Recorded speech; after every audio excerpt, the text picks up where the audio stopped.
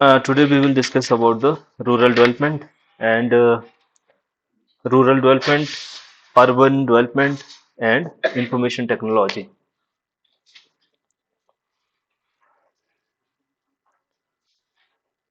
PRI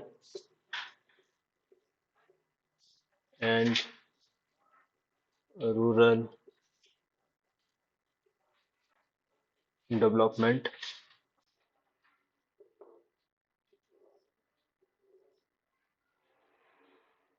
Then ULB, urban local bodies, and information technology. हमारे सिर्फ यही जो चैप्टर है अब इसमें बचते हैं. सो पंचायती राज इंस्टीट्यूशन एंड रूरल डेवलपमेंट आपको पता है बिकॉज हमारा जो हिमाचल का पॉपुलेशन है वो ओनली 10.004% इज अर्बन. इतना पॉपुलेशन हमारा सिर्फ हिमाचल का अर्बन है.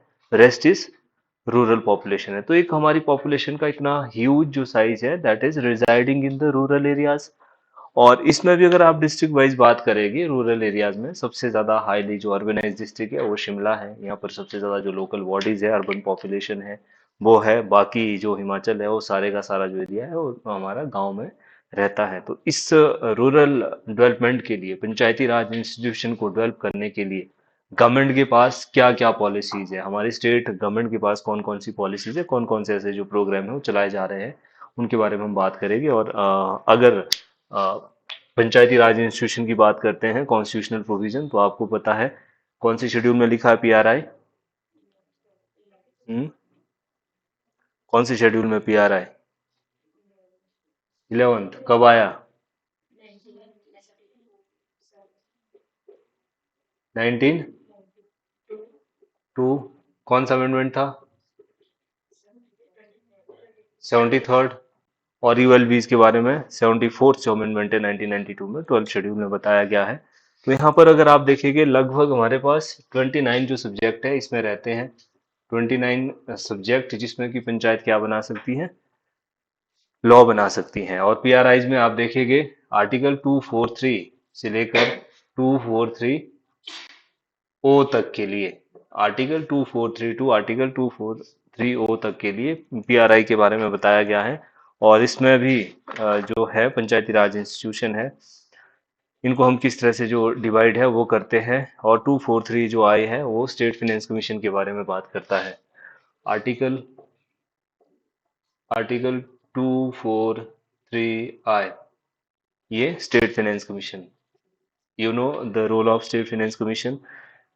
इट गिव्स द, जैसे हम जो सेंट्रल फाइनेंस कमीशन है ना जो अभी हमारा 15th स्टेट फाइनेंस कमीशन चला हुआ है, फाइनेंस कमीशन चला है, वो अंडर आर्टिकल 280 बनता है ना. 15 जो वित्त आयोग है वो किसके बेस पर बना है? आर्टिकल 280 के अंडर बना हुआ. और उसका काम क्या होता है? To advise the central government how to how to make the distribution of taxes between the centre and the state. ये अगेन पॉलिटी के टॉपिक है, मैं आपको जस्ट कॉन्स्टिट्यूशनल प्रोविजन इसके बारे में बता रहा हूँ. What is the formula, how the taxes, that is the divisible pool will be divided between the center and the state, है ना. देखो क्योंकि आपने देख रखा है जीएसटी, हम हमें पता आईजीएसटी है, सीजीएसटी है, बड़ा सारा जो पैसा वो केंद्र सरकार के पास जा रहा है. How this money will be divided between the centre and the state government, हम ये देखते हैं इसमें. और उसमें भी आपने देख रखा होगा जो ये हमारा 15 फाइनेंस कमीशन आया है, 50th एफसी है, कौन किसने इसको प्रेजाइड किया, किसने इसकी अध्यक्षता करी है? बाय एन के सिंह. एन के सिंह ने इसकी अध्यक्षता करी है. और हमारे पास इसके फॉर्मूलाज है कितना जो परसेंटम पैसा है वो आजकल आप न्यूज़पेपर में देख रहे होंगे. ये बड़ा जो तमिलनाडु गवर्नमेंट है उसने रेज कर रखा है इशू कि हमारा जो कंट्रीब्यूशन है सेंटर के लिए, जो टैक्सेस हम दे रहे हैं वो ज्यादा है और कंपैरेटिवली हमें मिल बहुत कम रहा है. जो उल्टा हमें वापस मिलता है केंद्र सरकार से वो बहुत कम मिलता है. तो अगर आप देखेंगे 41% इसने बोला है. 40th फाइनेंस कमीशन में हमने, जो हमारा 14वां वित्त आयोग था वो 42% की बात कर रहा था. और ये कितने परसेंट की बात कर रहा है? 15 41%. 41% जो डिविजिबल डिविजिबल जो पूल है वो हमने सेंटर और स्टेट के बीच में किस तरह से डिवाइड होगा. इसमें भी आप देखेंगे जो हमारा क्राइटेरिया है वो क्या है. एक तो इनकम डिस्टेंस है. इनकम डिस्टेंस में हम कितने परसेंट देंगे? 45%। 45% इनकम डिस्टेंस में दिया जाएगा। और उसमें से पॉपुलेशन को भी हमने पैरामीटर बना रखा है, एरिया को भी पैरामीटर बना रखा है ना। And then we have forest and ecology, forest and ecology, forest and ecology को हमने बेस बना रखा है। देन डेमोग्राफिक परफॉर्मेंस है, डेमोग्राफिक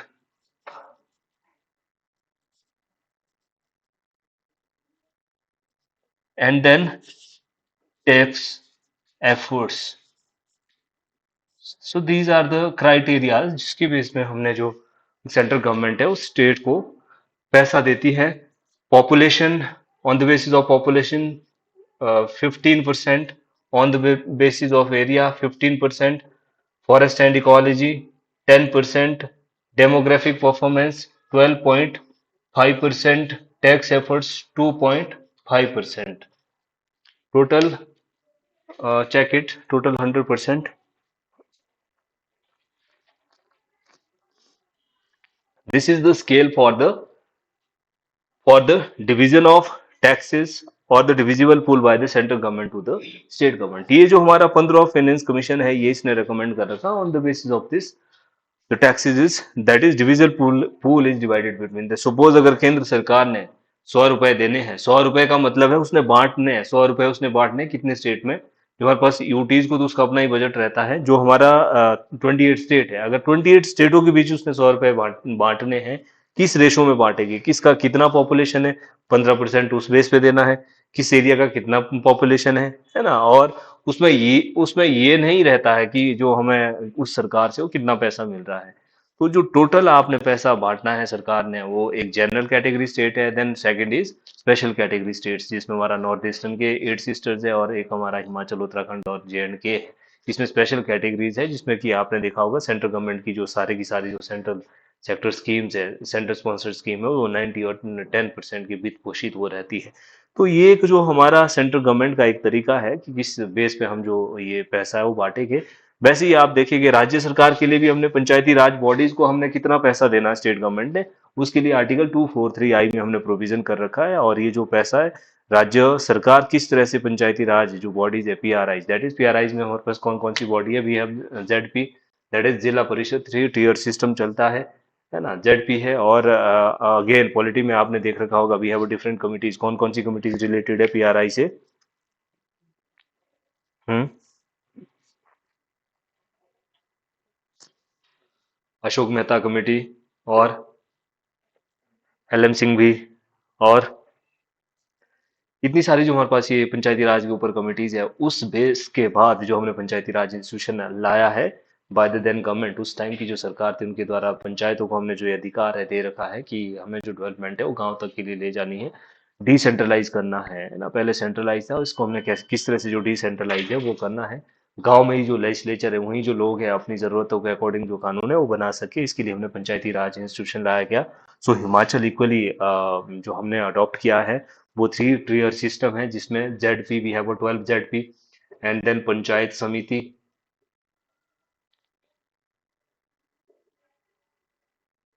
अलग अलग कमेटी ने क्या बात करी इसमें, और ग्राम पंचायत, पंचायत समिति, ग्राम पंचायत एंड जिला परिषद। 81 है पंचायत समिति पूरे स्टेट में, और 3615 ग्राम पंचायत है, 3615 ग्राम पंचायत है। और ये डिटेल तो पॉलिटी में ही आप देखते हैं। So what is the role of ZP? ZP में आपने देख रखा होगा इसका अलग से चुनाव होता है ना। जिला परिषद में एक डिस्ट्रिक्ट से कोई जो है जिला परिषद चुन करके आ रहे हैं, फिर उसका एक चेयरमैन बनेगा, एक डिप्टी चेयरमैन बनेगा, उसको एक जिला परिषद बोला जाएगा। सपोज आपका ये सोलन डिस्ट्रिक्ट है, सोलन में यहाँ से अलग अलग जो मेंबर्स है वो चुन करके आएंगे, फिर उनमें से एक जो चेयरमैन है वो बनेगा। उनका डायरेक्ट पहले सबको एक जेडपी बनना है, उसके बाद एक उनका चेयरमैन बनेगा, एक उनका वाइस चेयरमैन बनेगा। ये जिला परिषद में होता है, पंचायती राज इंस्टीट्यूशन में है। फिर उसके बीच में एक इंटरमीडिएटरी जो बॉडीज है, इसमें 2 या 3 पंचायतों को, या कोई जो छोटे ब्लॉक है वो हमने एक पंचायत से भी एक बीडीसी चुन के आता है, उसमें हमने ब्लॉक के साथ इनको क्लब कर रखा है। ये इंटरमीडिएटरीज लेवल में होती है। ये इसका काम है पंचायत समिति का, या बीडीसी ब्लॉक डेवलपमेंट कमेटी जिनको बोला जाता है, ब्लॉक में होती है ना, जहाँ आपकी जो बीडीओज रहते हैं पंचायती राज में, वहाँ पर ये पंचायत समितिज होती है। फिर उसके बाद ग्राम पंचायत है। ग्राम पंचायत में भी आपने देखा अलग अलग प्रोविजन है, भी है वो प्रधान, वाइस प्रधान, और उसके बाद उसमें बोर्ड मेंबर्स आते हैं ना, 5, 7, 9, 11 इस तरह के जो बोर्ड मेंबर्स है उसका प्रोविजन रहता है। That is again according to the population, जितनी जो पॉपुलेशन है उसके अकॉर्डिंग जो ये हमने प्रधान है पंचायत की जो बॉडी है वो बनेगी। तो इनका काम रहता है। और इसमें अभी हमने सबसे ज्यादा जो पैसा है वो कहाँ दे रखा है, अगर आप 15 फाइनेंस कमीशन का जो प्रोविजन देखेंगे, लगभग जो हमारा पंचायत है उसको 15% दे, इसको 15% दे रखा है। 15% शेल्फ ये जेडपी भेज सकता है, 15% शेल्फ ये भेज सकता है, और रेस्ट जो 60% है, रेस्ट 60 नहीं 70% हमने पंचायत के पास दे रखा है। पंचायत का अपना पैसा है। पंचायत में जो एक प्रस्ताव खुद पंचायत बनाएगी किस काम के लिए उन्हें पैसा चाहिए, प्रधान और बीडीओ का एक प्लज अकाउंट होता है, और उस बेस में जो कोई भी पंचायत में काम है वो एग्जीक्यूट किया जाता है। ठीक है। So this is the scale in case of the budgetary allocation that is given to the ZP, BDC and the gram panchayat. इनको क्या किस तरह से हमने जो बजट का एलोकेशन है वो करना है, वो इसके थ्रू बताया गया है। ग्राम पंचायत में क्या रहेगा, जिला परिषद में क्या रहेगा, और बीडीसी में क्या रहेगा, ये इनका काम है। और मोर ओवर आप जो भी देखेंगे, जो हमारा विधायक निधि होती है ना, जो एमएलए फंड होता है, और एमपी लेड के बारे में आपने नाम सुन रखा होगा। ये जो एमपी लेड है, इसमें भी member of parliament local area development, जो इसमें एमपी लेड में आता है, या एमएलए लेड है, एमएलए लेड है।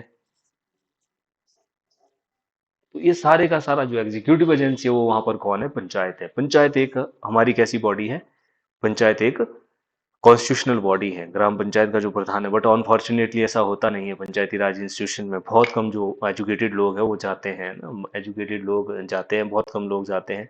कोई गांव में लोग जो ग्राम सभा हो रही है, ग्राम पंचायत हो रही है, कोई आरटीआई का यूज नहीं कर रहे हैं, है ना, लोकेलिटी की वजह से। और इस वजह से आपने जो देखा होगा, हमारे जो प्रधान कम्युनिटी के लोग हैं, कुछ एक सेगमेंट्स ही है जो अच्छा काम कर रहे हैं, बट अदरवाइज तो जो पंचायती राज इंस्टीट्यूशन है वो नॉट दैट मच इफेक्टिव, कि जितना इफेक्टिव ये होना चाहिए था उतना इफेक्टिव नहीं है, अनफॉर्चुनेटली, है ना। तो ये जो हमारे काम है ये इनके रहते हैं। सारे के सारे जो भी आप सैंक्शन ले रहे हैं किसी के थ्रू, वो जाएगा कहीं भी, बेसिक यूनिट हमारी पंचायत है पीआरआईज में, और वही जो है यहाँ पर सारे का डेवलपमेंट काम है वो उसने करना है। तो ये जो हमारा कॉन्स्टिट्यूशन में प्रोविजन है regarding the Panchayati Raj institution, इसमें भी आप देखेंगे कुछ एक जो प्रोविजन है, इनको जो ग्रांट्स है वो कैसी टाइड ग्रांट होती है, कुछ अनटाइड ग्रांट होती है ना। उनको कुछ जो इसमें हमने बता रखा है कि उनको, जैसे पंचायत में रिजर्वेशन भी इनको देनी है, एससी एसटी और ओबीसी को रिजर्वेशन देनी है, कंडीशनल और अनकंडीशनल, क्या इनके ऊपर जो ये जो पैरामीटर्स रहते हैं ये पंचायती राज में है, वो आपने पॉलिटी में देखना है। इस सब बातों के ऊपर नहीं मैं जाऊंगा। तो अगेन हमने रूरल डेवलपमेंट में, तो जो ये हमारी तीन वर्किंग, जो हमारी तीन बॉडीज है, दैट इज जिला परिषद, जेडपी बीडीसी एंड जो पंचायत है, इनका जो क्या काम है, या जो गवर्नमेंट के द्वारा कौन कौन से जो ऐसे प्रोग्राम है उसके तो इनके लिए चलाए जा रहे हैं। तो आप देखेंगे हमारे पास बड़ी सारी स्कीम है, जैसे Deendayal Upadhyay national rural livelihood mission, है ना। Deendayal Deendayal Upadhyay national rural livelihood mission, इसके तहत गवर्नमेंट क्या कर रही है ना, सरकार का क्या प्रोविजन है। प्रधानमंत्री ग्रामीण आवास योजना, मुख्यमंत्री ग्रामीण आवास योजना, और इसमें आप देखेंगे हमारा जो और प्रोग्राम है, सांसद Adarsh Gram Yojana, Shyama Prasad rural urban mission है इसके लिए, है ना। और हमारा प्रधानमंत्री ग्राम सड़क योजना है। इस तरह के जो प्रोग्राम है, मुख्यमंत्री एक बीघा स्कीम है ना, अमृत सरोवर है, कौन कौन से जो प्रोग्राम है उस स्टेट गवर्नमेंट के द्वारा क्या क्या जो एफर्ट्स है हमने प्रीवियस ईयर्स में ले रखे हैं, वो आपने जिसकी इकोनॉमिक सर्वे में है वो देखना है। तो इसमें जो पहला स्कीम बताया गया, दीनदयाल अंत्योदय योजना, Deendayal Upadhyay Antyodaya Yojana, national rural livelihood mission, Deendayal Upadhyay Antyodaya Yojana, national livelihood mission. इसका अर्लियर जो नाम था, स्वर्ण जयंती स्वरोजगार योजना, स्वर्ण जयंती ग्राम स्वरोजगार योजना का ये जो नाम है चेंज कर करके रखा। आपको पता है जब गवर्नमेंट चेंज होती है ना, तो जनरली ऐसा देखने को मिलता है। सेंटर में भी जब 14 के बाद ये बीजेपी की सरकार आई, उससे पहले कांग्रेस की सरकारें थी, तो उनके नाम पर जो ये कुछ नामकरण है वो चेंज हुआ है। तो इसमें भी देखेंगे आप, जो स्वरोजगार योजना है, इसका जो नाम बदल करके वो क्या रख रखा है इन्होंने, Deendayal Upadhyay Antyodaya Yojana, national rural livelihood mission. इस नेशनल लाइवलीहुड मिशन में सरकार क्या चाह रही है कि हमने किस तरह से जो पॉवर्टी है ग्रामीण एरिया में हमने कैसे एम्प्लॉयमेंट जनरेट करना है, और किस तरह से हमने जो पॉवर्टी है उसको हटाना है। इस पॉवर्टी को हटाने के लिए सरकार के द्वारा क्या ऑफर्ट्स किए जा रहे हैं आप देखेंगे। We have a self group at the village level, self group बना रखे हैं विलेज लेवल में।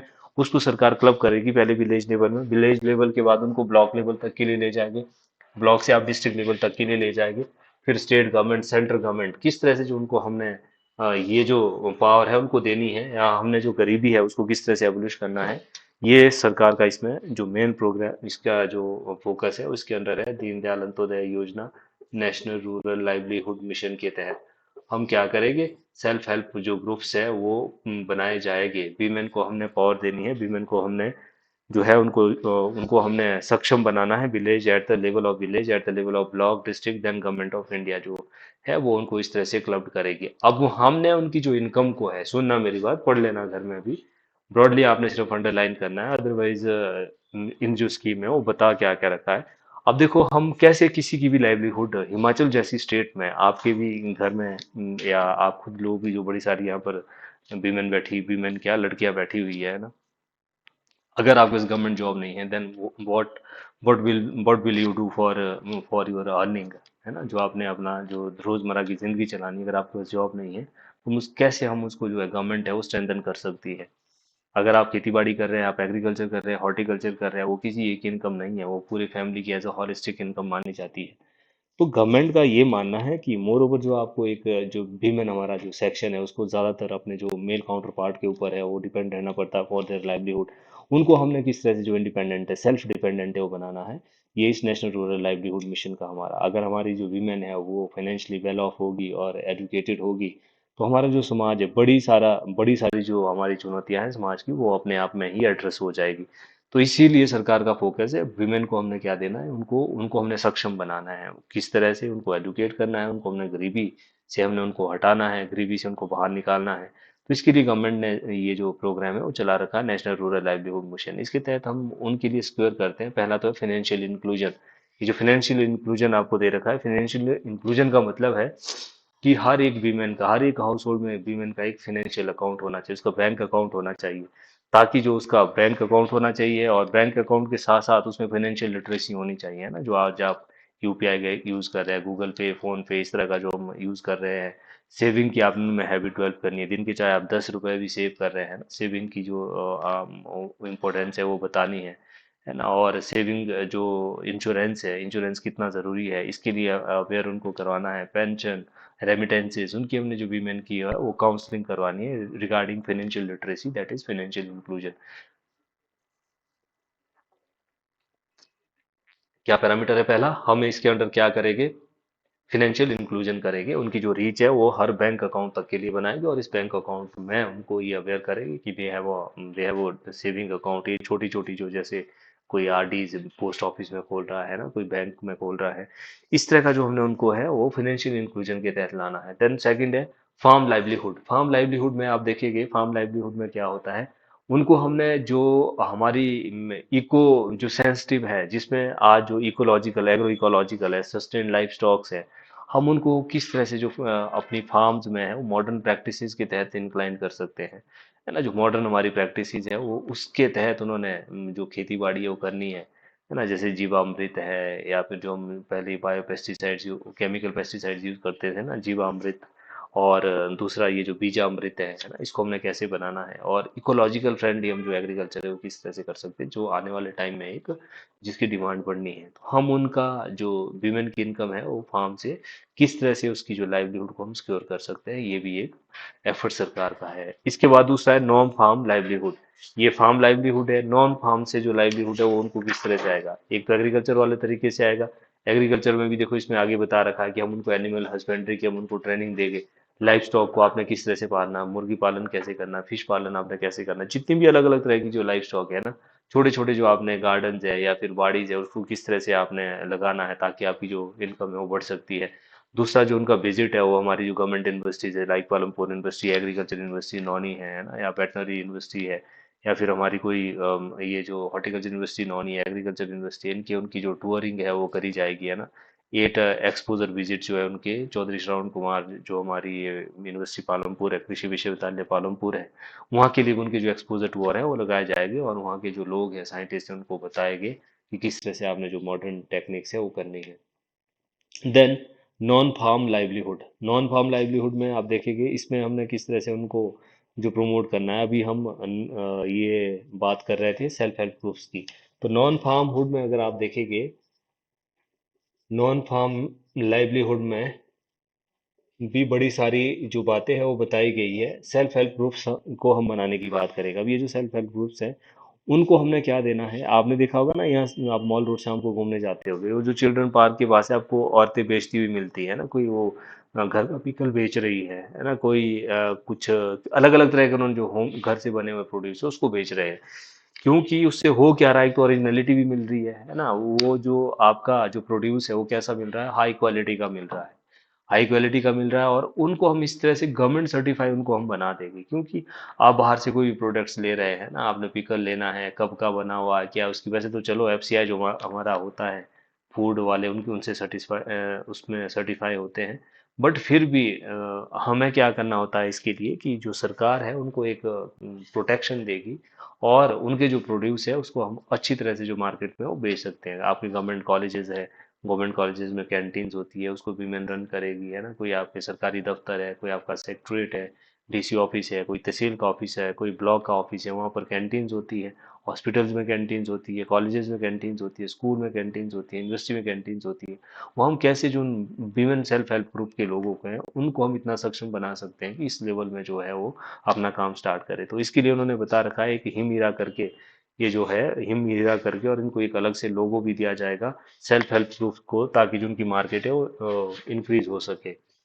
हिम इरा, हिम इरा, और उनको हम देंगे लोगो, उनका गवर्नमेंट सर्टिफाइड लोगो होगा। और अब जो भी आपको है वो अपना जो प्रोड्यूस है वो बेच सकते हैं। हिमीरा ब्रांड रजिस्ट्रेशन, उनके जो ब्रांड्स है वो किसके तहत, सेल्फ हेल्प ग्रुप्स को किसके तहत हम रजिस्टर करेंगे, हिमीरा के तहत। जितने भी इनके given new recognition to self help group products enhance the product recognition increase the market reach, उससे क्या हो जाएगा, जो उनकी मार्केट की रीच है, बिल्ड ब्रांड इक्विटी। अगर आपको कोई सर्टिफाई है ना कि अब जैसे हम लेते हैं आईफोन, लेते हैं आईफोन, क्यों है उसका ब्रांड, ब्रांड इसलिए बना हुआ है कि लोगों में उसकी विश्वसनीयता है। अदरवाइज फोन तो कोई भी है ना, आप कोई चाइनीज फोन ले लो या फिर कोई दूसरा और फोन ले लो, एप्पल का फोन ही लो, क्यों लेते हैं, क्योंकि उसकी जो टेक्नोलॉजी के ऊपर है वो लोगों को विश्वास है, इसीलिए लेते हैं। तो इसीलिए जब एक जो ब्रांड नेम है वो मिल जाएगा, आज का ही न्यूज़ है कि कांगड़ा टी को जो यूरोपियन यूनियन है उसने जीआई टैग की परमिशन उसने दे दी हुई अप्रूवल। तो यूरोप के मार्केट में उसकी और ज़्यादा डिमांड बढ़ेगी, और ज़्यादा डिमांड बढ़ेगी, अच्छे रेट्स मिलेंगे। तो मेन जब एक जो ब्रांडिंग है, गवर्नमेंट गवर्नमेंट अपने बिहाफ में बोल रही है, आप सरकारी नौकरियों के लिए क्यों जाते हैं, प्राइवेट नौकरियां क्यों नहीं करते हैं, कि गवर्नमेंट एक ऐसा इंस्टीट्यूशन है जो जो कि विश्वास, जिस पर विश्वास किया जा सकता है ना। तो इस तरह से एक जो मार्केट है, मार्केट में उसकी पब्लिसिटी है वो कौन करेगी, सरकार करेगी, अंडर दिस लोगो हिमीरा, और जो भी सेल्फ हेल्प ग्रुप्स बना रहे हैं उसके तहत। हिमीरा सेल्फ ग्रुप शॉप्स, हिमीरा जो सेल्फ ग्रुप शॉप्स है ये ओपन कर सकते हैं, कहाँ ओपन कर सकते हैं, जो मैंने बताया अभी आपको, कोई गवर्नमेंट स्कूल्स है, गवर्नमेंट हॉस्पिटल्स है, इस तरह के इंस्टीट्यूशन में वो हिमीरा जो शॉप्स है वो हो सकती है। हिमीरा वीकली मार्केट, हिमीरा वीकली मार्केट का मतलब है कि एक ऐसा फन फेयर जैसे टाइप का, सपोज आपका माल रोड है, एक दिन स्पेशल उनको परमिशन है डिस्ट्रिक्ट एडमिनिस्ट्रेशन की ओर से दिया जाएगा, जहाँ पर जो ये हिमीरा जो मार्केट है, वीकली जो लोग हैं वो सारा ले जाएंगे। जैसे संडे मार्केट लगती है, संडे मार्केट में क्यों जाते हैं लोग, कि कपड़े सस्ते मिलते हैं, इस जो भी प्रोड्यूस मिलता है ना, कोई सब्जियों के लिए, इस तरह से लोग जा रहे हैं। अब हो सकता है कोई पैसे वाले लोग नहीं ला रहे हैं, जो ब्रांड ओरिएंटेड है वो तो नहीं खरीदेगा ना, बड़े सारे इंडिया में तो ऐसे लोग भी है जो गरीब लोग हैं, है ना, वो तो नहीं जाएंगे, किसी शोरूम में नहीं जाएंगे। तो इस तरह से जो है हम ऐसा वीकली एक मार्केट ऑर्गेनाइज कर सकते हैं, जिस पर जो सेल्फ हेल्प ग्रुप्स के लोग ही हैं उनकी जो आमदनी है उसको सिक्योर कर सके, और एक एक इम्पोर्टेंट स्टेप हो सकता है for the upliftment of women. Then Himira canteen, Himira canteen again the same thing, Himira canteen can be run by the self help groups. Himira अलग से नाम लिखा होगा कैंटीन में, आप कहीं हॉस्पिटल में जा रहे हैं, आईजीएमसी में जा रहे हैं, टाटा मेडिकल कॉलेज में जा रहे हैं, यूनिवर्सिटी में जा रहे हैं, है ना, कहीं सेक्टरेट में जा रहे हैं, वहां पर एक जो कैंटीन है वो किसकी होगी, हिमेरा कैंटीन। तो लोग कहाँ जाएंगे, उसको लेने के लिए जाएंगे ना, क्योंकि उसमें उसकी जो ब्रांडिंग है, उसमें जो ओरिजिनलिटी है वो लोगों को दिख रही है।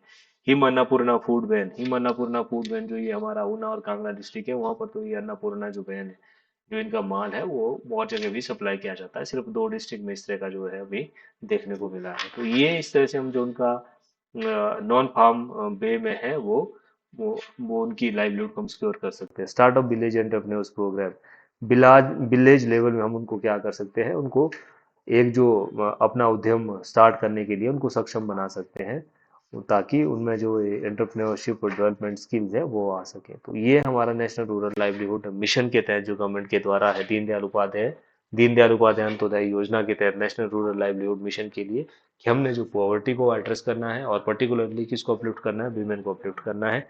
वीमेन को आप अपलिफ्ट करेंगे तो उससे हो क्या जाएगा, उनको घर द्वार में ही हमने रोजगार देना है, बिकॉज ऑफ वेरियस रीजन, कि जो वीमेन की बड़ी सारी चैलेंजेस होती है आफ्टर मैरिज, मैरिज से पहले कुछ इशू होते हैं, मैरिज के बाद में अगर उनको जो है प्राइवेट काम नहीं कर सकती है बिकॉज ऑफ वेरियस रीजन, घर उनको चलाना है ना, they have issue of pregnancy, इस तरह के जो उनके जो इश्यूज है वो रहते हैं, ताकि उनको घर द्वार में ही हम जो रोजगार मुहैया वो करवा सके। तो हमारा एक जो बड़ा सेक्शन है हमारी सोसाइटी का, उसकी जो सॉल्यूशन, उसकी जो प्रॉब्लम वो एड्रेस हो जाएगी। इसके लिए गवर्नमेंट ने चला रखा है कि हम एक तो उनको जो है फार्म लाइवलीहुड सिक्योर करेंगे, फार्म जो प्रैक्टिसेस है वो हमने किस तरह से उनकी चलानी है, और दूसरा नॉन फार्म वे में हम जो है ये सेल्फ हेल्प ग्रुप्स की जो प्रोड्यूस को है वो हिम हीरा के तहत, हिम हीरा लोगो उनको दिया जाएगा, गवर्नमेंट रजिस्ट्रेशन करेगी, उसकी ब्रांडिंग मार्केटिंग भी सरकार के द्वारा की जाएगी, वीकली मार्केट ऑर्गेनाइज की जाएगी, है ना, उनके लिए जो ऐसी कैंटीन कुंटीन जो उसमें उनको जो प्रायोरिटी है वो दी जाएगी, और उनमें जो एंटरप्रेन्योरशिप है वो उसको हम प्रमोट करेंगे। ये हमारा नेशनल रूरल लाइवलीहुड मिशन के तहत है। फिर दूसरा इसमें जो एक स्कीम है, मुख्यमंत्री ग्राम कौशल योजना, मुख्यमंत्री ग्राम कौशल योजना, मुख्यमंत्री ग्राम कौशल योजना। ये मुख्यमंत्री ग्राम कौशल योजना में बताया गया है कि बड़े सारे, अगर कोई फिर भी लोग ऐसा है not covered under any other under skill development program, है ना, जैसे हमने देखा था जिसमें हमारे पास हिमाचल प्रदेश विकास निगम लिमिटेड है ना, जो कि कौशल विकास,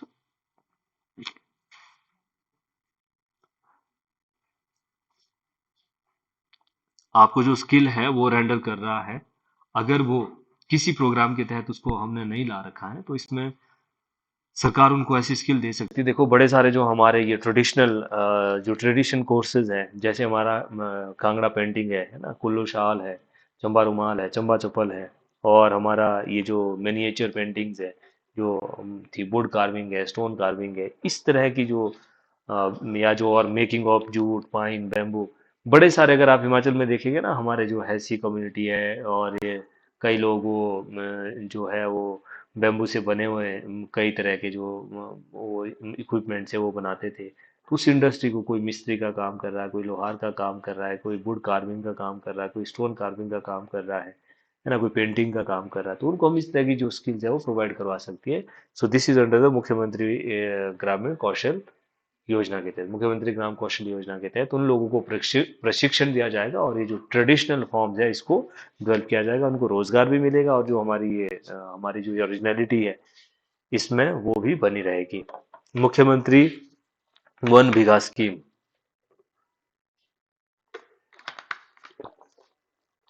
अगेन ये भी पूछी गई थी।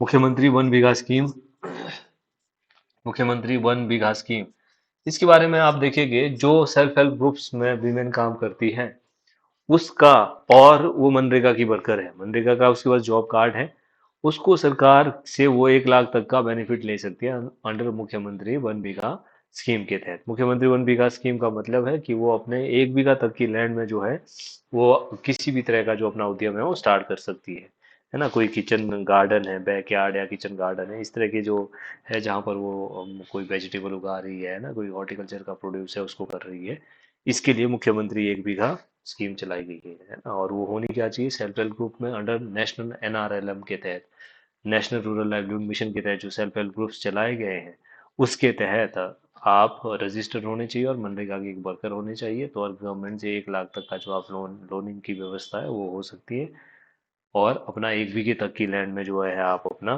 जो बैकयार्ड फार्मिंग है वो कर सकते हैं, या जो वेजिटेबल्स फ्रूट्स है उसको आप प्रोड्यूस कर सकते हैं। दीनदयाल उपाध्याय ग्रामीण कौशल्या योजना, दीनदयाल उपाध्याय ग्रामीण कौशल्या योजना, दीनदयाल उपाध्याय ग्रामीण कौशल्या योजना, इसके तहत क्या कर सकते हैं, दीनदयाल उपाध्याय ग्रामीण कौशल योजना के तहत है ये जो अंडर प्रिविलेज्ड है, जिसमें रूरल किड्स है, उनको हमने क्या देना है, एम्प्लॉयमेंट की जो स्किल्स और एम्प्लॉयमेंट अपॉर्चुनिटीज है वो भी हमने अंडर प्रिविलेज्ड को देने हैं। देखो ये सारा जो सेक्शन है रहता कौन है, अंडर प्रिविलेज ही रहता है। जो वेल ऑफ्स होते हैं वो तो किसी ना किसी तरह से प्रोवाइड कर लेते हैं, बट जो हमारा अनप्रिविलेज सेक्शन है उनको हमने कैसे, जो खासकर यूथ्स है हमारा और जो किड्स है, उनको हमने स्किल और एम्प्लॉयमेंट की अपॉर्चुनिटी है उसको मेन स्ट्रीम में कैसे लाना है, ग्रामीण जो अनस्किल्ड वर्कर है उनको हमने किस तरह से इसमें लाना है, इसके लिए दीनदयाल उपाध्याय ग्रामीण कौशल योजना है। वाटर शेड डेवलपमेंट प्रोग्राम या प्रधानमंत्री कृषि सिंचाई योजना 2.0, प्रधानमंत्री कृषि सिंचाई योजना का दूसरा ये जो पार्ट है ना 2.0, सेकंड प्रोग्राम इसका चल रहा है। ये बता रहे हैं कि जो हमारा बड़ा, आपने देखा होगा हिमाचल में 55,607 जो हमारे पास लैंड है उसमें से भी कितनी थी ऑपरेशनल होल्डिंग, 9.94 में, 9.94 में सिर्फ ऑपरेशनल होल्डिंग है, बाकी लैंड कैसी है, डिग्रेडेड है या बंजर है ना, या फिर अनफर्टाइल है। तो जो ऐसी ड्रॉट प्रोन एरिया वाली लैंड है, डेजर्टेड लैंड है ना, और जो छोड़ी गई भूमि है उसको हमने किस तरह से कल्टीवेट करना है, किस तरह से उसको हमने अंडर फार्मिंग लाना है, उसके लिए ये जो प्रधानमंत्री कृषि सिंचाई योजना है ये प्रोग्राम उसके लिए चलाया गया है। और इस प्रधानमंत्री कृषि सिंचाई योजना के तहत देखो, एक तो क्या होगा, वाटर शेड डेवलपमेंट प्रोग्राम चलेगा। वाटर शेड समझते हैं आप क्या होता है, जो रनिंग वाटर होता है उसको स्टोर करना है। क्या फायदे हो गए वाटर शेड के? हम्म, इरिगेशन के लिए हेल्प करेगा, और क्या करेगा? हाँ एग्रीकल्चर, उससे एग्रीकल्चर ही होगा, रोजमर्रा के जो हम कंजप्शन है वो कर सकते हैं, चाहे ड्रिंकिंग पर्पसेस के लिए है ना, अपने मवेशियों के लिए है, या फिर हमारा जो एग्रीकल्चर के लिए। और क्या हो सकता है, और क्या वाटरशेड डेवलपमेंट के फायदे हो सकते हैं?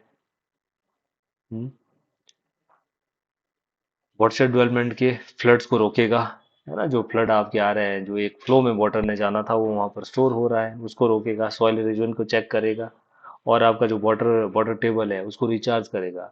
वाटर रिचार्ज देखो कैसे होता है, पानी परकोलेट होना चाहिए ना उसमें लैंड में, अदरवाइज जो पानी बह रहा होगा अगर वो सारा ही रन ऑफ हो गया फिर तो बह करके चले गया, है ना। तो अगर आपके जगह जगह पर आपने वाटर को स्टोर कर रखा है, वो जो पानी है वो परकोलेट होकर के जाएगा। और जो हमारा वाटर टेबल, आपको पता है वाटर टेबल होता है ना, सरफेस के नीचे वाटर है, तो उसमें वाटर टेबल अच्छा होगा, वाटर टेबल अच्छा होगा तो उससे क्या हो जाएगा, जो हमारे नेचुरल जो हमारे स्प्रिंग्स है, वेल्स है ना, वो भी जो है वो वो भी रिवाइटलाइज हो जाएंगे। और दूसरा जो हमारी वेजिटेशन है वो भी सपोर्ट हो जाएगी। मैंने आपको बताया था कि जो हमारा ग्रीन रेवोल्यूशन चला पंजाब हरियाणा वाला जो ये रीजन है, वहां पर आप देखेंगे वहां पर एक्सट्रीम वाटर, जो ग्राउंड वाटर है उसको निकाला गया ट्यूबवेल जब ये लगे थे। एक्सट्रीम ग्राउंड वाटर को आप निकाल रहे हैं, उससे देखने को क्या मिल गया, जो वाटर टेबल है वहाँ का वो बहुत ज्यादा नीचे चले गया। अब जितनी भी वहाँ आसपास में थी, वैसे भी वहाँ पर फॉरेस्ट बहुत कम है पंजाब और हरियाणा वाले रीजन में, तो उससे हो क्या गया, इस वजह से जो वहाँ श्रब्स है सारी की सारी जो वेजिटेशन थी वो भी झाड़ियाँ ही बन गई है, क्योंकि उसको जो प्रॉपर वाटर है वो नहीं मिल पा रहा है। जितनी जो कहीं की ड्राई लैंड होगी उनकी वेजिटेशन भी उतनी ज़्यादा ड्राई हो जाएगी। तो ये वाटर शेड के तहत हम क्या करेंगे, रनिंग वाटर को स्टोर करेंगे और उससे हमारा बड़े सारे जो इश्यूज है वो एड्रेस हो रहे हैं, ठीक है। और ये हमारे ऑब्जेक्टिव है, क्यों हमने जो वाटर शेड डेवलपमेंट प्रोग्राम है वो चलाना है, ये स्कीम में बताया गया प्रधानमंत्री कृषि सिंचाई योजना के तहत।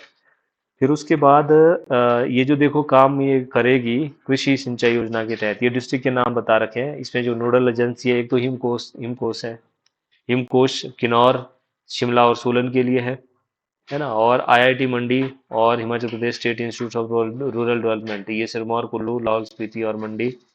एनआईटी हमीरपुर करेगी, बिलासपुर, चंबा, हमीरपुर, कांगड़ा और ऊना के लिए ना, यहाँ के लिए नोडल एजेंसी इनको बना रखे हैं, ये इसके ऊपर रिसर्च करेगी। देन एक और प्रोग्राम है, इसके बारे में मैंने बताया था, अमृत सरोवर। अमृत सरोवर का क्या काम है? अमृत सरोवर जो हमारी ट्रेडिशनल ये वाटर बॉडीज है, ट्रेडिशनल वाटर बॉडीज को हमने रिवाइटलाइज करना है, इसको हमने रीडेवलप करना है। आपने देखा होगा हम जैसे कर रहे थे ना एक दिन, वो दशरथ वाली स्टोरी की हम बात कर रहे थे कि कैसे जो ये लेक्स है पूरे हमारे हिमाचल में, आर्टिफिशियल लेक्स है, नेचुरल लेक्स है। अब जहाँ पर वाटर होता है ना वहाँ पर ऑब्वियस सी बात है बायोडाइवर्सिटी भी अच्छी होगी, चाहे कोई लिविंग लिविंग जो एनिमल्स है, चाहे वेजिटेशन है या फिर हमारा फ्लोरा एंड फौना, वो दोनों ही अच्छा देखने को मिलता है ना। जंगल में कहीं पर आपकी वाटर बॉडी है वहाँ पर पशु पक्षी भी आएंगे, जीव जंतु और जो जानवर है वो भी आएंगे, और वेजिटेशन तो हो ही रही होगी। तो जो हमारी ये ट्रेडिशनल वाटर बॉडीज है, कहीं ऐसा जो झील बना हुआ है, कहीं ऐसा जो स्प्रिंग है, क्योंकि with the passage of time हम इसको खराब कर रहे हैं। अपने सेल्फी लेने के चक्कर में कोई भी कहीं पर वाटरफॉल आ रहा है, वहाँ सारे लोग जा रहे हैं, हम सेल्फी अलग अलग तरीके से ले रहे हैं, कभी वहाँ पर जो गंदगी फैला रहे हैं, इस तरह से जो टाइम टाइम पर है। या हमारे, मैंने आपको जो झरने की बात करी कि यहाँ झरना कोई ट्रेडिशनल झरना था, वहाँ पर आपने क्या कर दिया, बड़े सारे घर बना दिया है, वो जो पानी अपने आप में ही उसकी जो क्वालिटी है वो खराब हो गई है ना। कोई कुआं था उसको आपने प्रदूषित कर दिया है। तो कैसे जो हमारे ये ट्रेडिशनल वाटर बॉडीज थी, इसको how we can develop and revitalise them, ये किस स्कीम के तहत किया जाएगा, अमृत सरोवर के तहत। ये भी सरकार अलग से बजट का इसमें प्रोविजन करती है, और ये डायरेक्ट पंचायती राज इंस्टीट्यूशन को जाता है। फिर अब डिपेंड करता है वो जो गांव के प्रधान है वो लोग कर रहे हैं, या फिर वो पैसा सिर्फ उनके अपने अकाउंट में ही जा रहा है, या फिर जो और लोग जो उस में जुड़े हुए हैं पंचायत से, जो और लोग कितने विजिलेंट जो वहाँ के सिटीजन है। ये जो सरकार का अमृत सरोवर प्रोग्राम है, ये इसके लिए चला रखा है। देन उसके बाद प्रधानमंत्री मंत्री आवास ग्रामीण आवास योजना, प्रधानमंत्री आवास योजना ग्रामीण। प्रधानमंत्री आवास योजना जो ग्रामीण है, ये पहले इंदिरा आवास योजना के नाम से जानी जाती थी। इंदिरा नहीं, राजीव आवास के नाम से जानी जाती थी, अब इसका नाम है प्रधानमंत्री आवास योजना। इसका भी नाम चेंज कर रखा है। इसमें आप देखेंगे 90 और 10% में बजट का एलोकेशन होता है। गरीबों को घर बनाने के लिए 1.5 लाख तक का जो प्रोविजन है वो सरकार के द्वारा किया जाता है प्रधानमंत्री आवास योजना ग्रामीण के तहत। इसमें सरकार कितना देगी, 1.5 लाख जो है घर बनाने के लिए दिया जाता है, और लगभग 75,000 रिपेयर करने के लिए, और एक 1.5 लाख का जो फंड है वो दिया जाता है जो ऐसे होमलेस है, जो गरीब लोग हैं जिनके पास घर नहीं है ना, उनको 90 और 10 रेशो में 10% स्टेट गवर्नमेंट देगी, 90% सेंट्रल गवर्नमेंट देगी। प्रधानमंत्री ग्रामीण आवास योजना के तहत ये जो है हम ऐड है वो उनको मिलता है। मुख्यमंत्री आवास योजना, मुख्यमंत्री आवास योजना में फिर भी, इसमें प्रधानमंत्री आवास योजना में सिर्फ टारगेटेड होता है कितने केस आपने पंचायत से भेजने हैं। इसीलिए इसमें जो मुख्यमंत्री आवास योजना है, इसमें भी 1.5 लाख का सरकार ने और अलग से अपनी जो स्कीम है वो चला रखी है मुख्यमंत्री आवास योजना के तहत। इसमें भी 1.5 लाख का प्रोविजन है घर बनाने के लिए।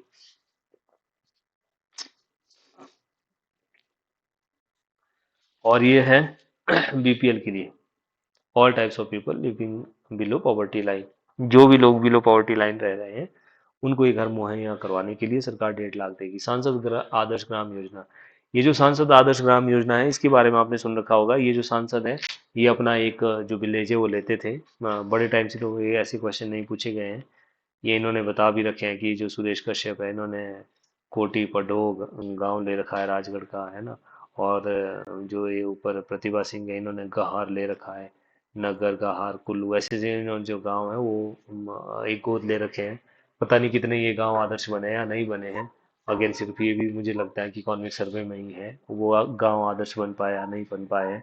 तो ये भी ऐसा एक स्कीम चला रखा था कि हर एक जो एमपी होगा उसको एक गांव अडॉप्ट करना है, उसको हम कैसा बनाएंगे, आदर्श विलेज बनाया जाएगा।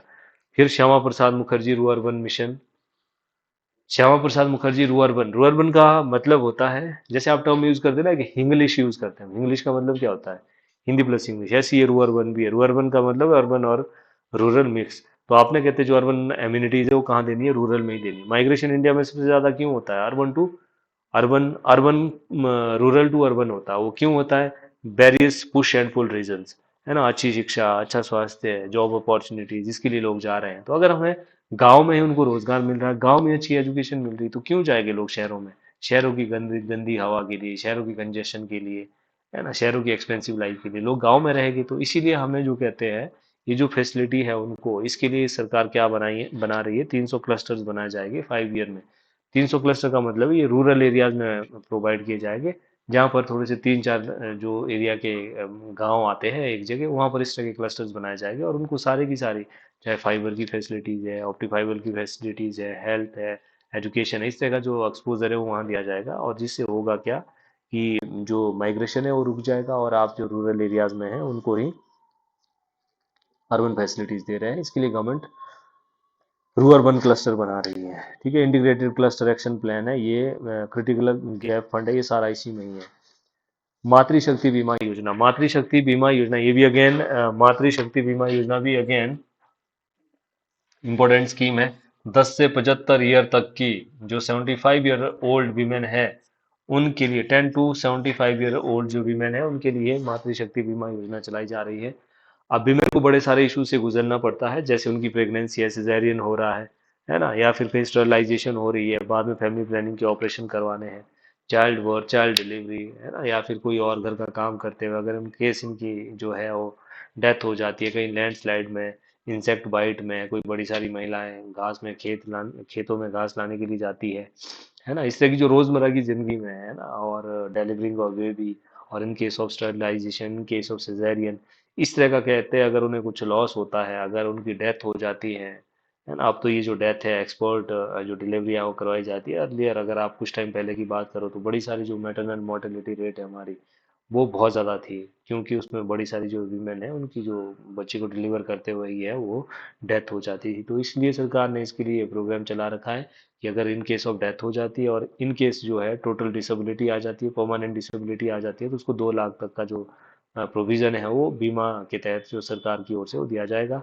और उसका अगर एक लिम्ब, अगर उसका एक अंग का जो नुकसान होता है चले जाता है, उसमें 1 लाख, और अगर उसके हस्बैंड की भी डेथ हो रही है तो उसमें 2 लाख दिया जाएगा। किसके तहत? मातृशक्ति बीमा योजना के तहत। मातृशक्ति बीमा योजना के तहत ये जो फैसिलिटी है, 10 से 75 साल तक की जो विमेन है उनको किसी तरह का लॉस हो रहा है, उनको ये जो इंश्योरेंस कवर है वो दिया जा रहा है। देन स्वच्छ भारत मिशन ग्रामीण। स्वच्छ भारत मिशन ग्रामीण, आपको पता है क्या था स्वच्छ भारत मिशन? कि हमने जो पंचायत से ग्रामीण एरिया उसको हमने ओडीएफ करना। ओडीएफ का मतलब होता है आउटर डेफिकेशन फ्री, कि आप जो आउटसाइड है वो डेफिकेट नहीं कर रहे हैं। हमने इसके लिए ये प्रोग्राम 2016 में, जो हिमाचल में 2014 में चला था, गांधी जयंती पर 2 अक्टूबर 2014 को ये जो स्वच्छ भारत अभियान है वो स्टार्ट किया गया था। और उसके बाद आपने देखा होगा ये जो स्वच्छ भारत अभियान है, इसके बाद हमने क्या बनाई, 16 में हिमाचल को ओडीएफ डिक्लेयर कर दिया गया है। ओडीएफ क्या होता है? Outer defecation free. बट ये सिर्फ कागजों में नहीं रहना चाहिए। अगर आपने टॉयलेट्स बना रखे हैं, ओडीएफ अगर आपने स्टेट को कर रखा है, रूरल एरियाज है चाहे अर्बन एरियाज है, हर जगह जो पंचायत है, स्कूल है, वहाँ पर क्या बने होने चाहिए? शौचालय बने होने चाहिए। वो सिर्फ वो एक फिजिकल स्ट्रक्चर नहीं होना चाहिए, वो प्रॉपर वर्किंग कंडीशन होनी चाहिए, फंक्शनिंग उसकी होनी चाहिए, पानी की व्यवस्था उसमें होनी चाहिए। ये है स्वच्छ भारत मिशन ग्रामीण। ठीक है, this is done under the स्वच्छ भारत मिशन ग्रामीण।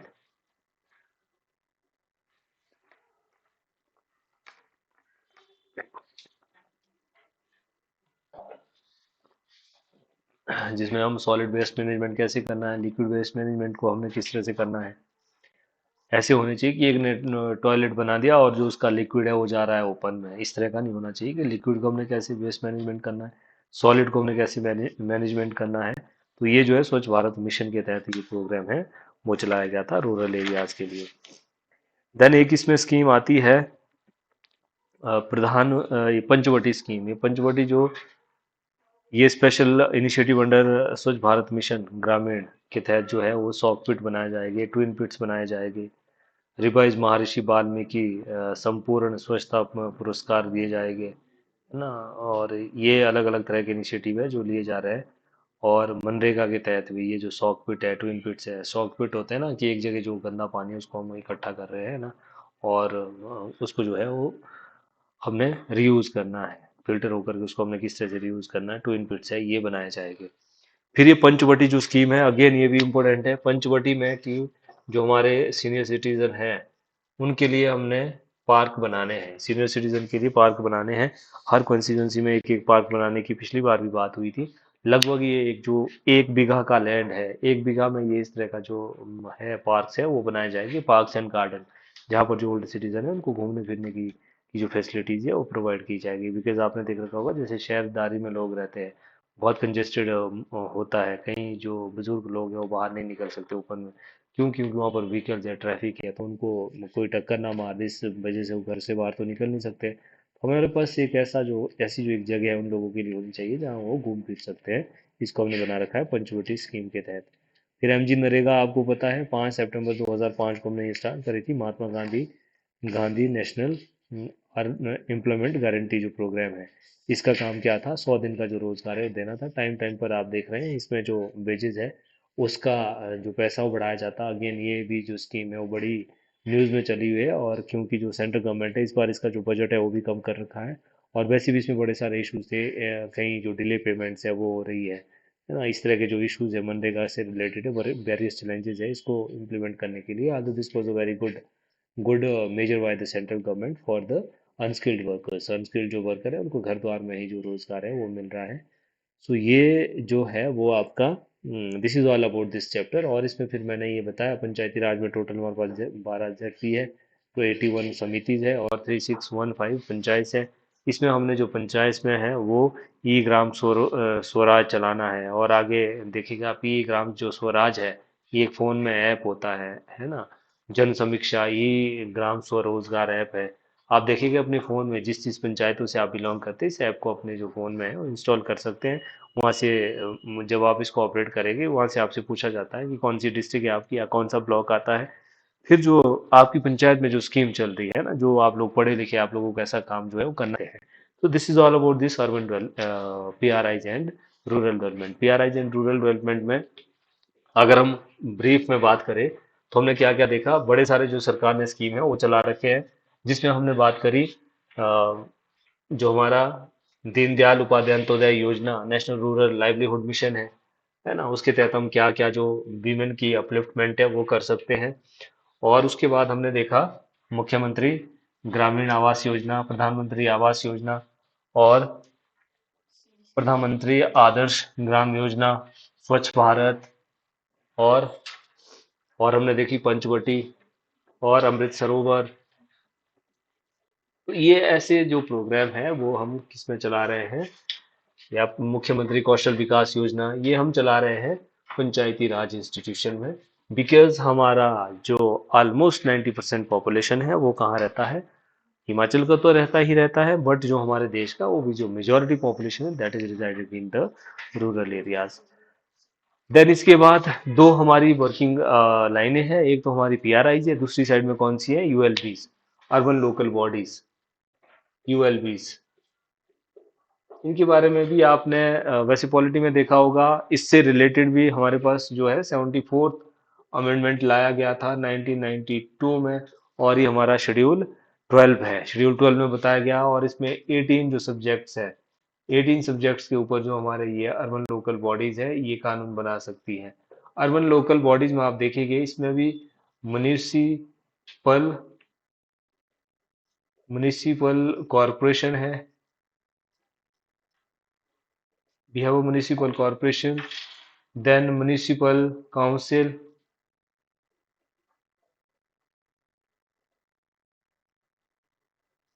और है नगर पंचायत।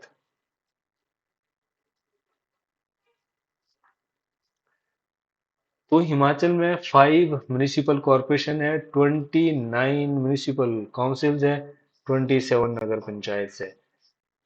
इसमें बात करते हैं कोई जो पीआरआईज है रूरल एरियाज है, अगर वो जो एरिया है अर्बन ट्रांसफॉर्मेशन की ओर जा रहा है, अर्बन ट्रांसफॉर्मेशन वहाँ हो रहा है ना, इसके लिए अगेन क्राइटेरिया रहता है कितना टर्नओवर वहाँ का होना चाहिए, कितनी पॉपुलेशन होनी चाहिए।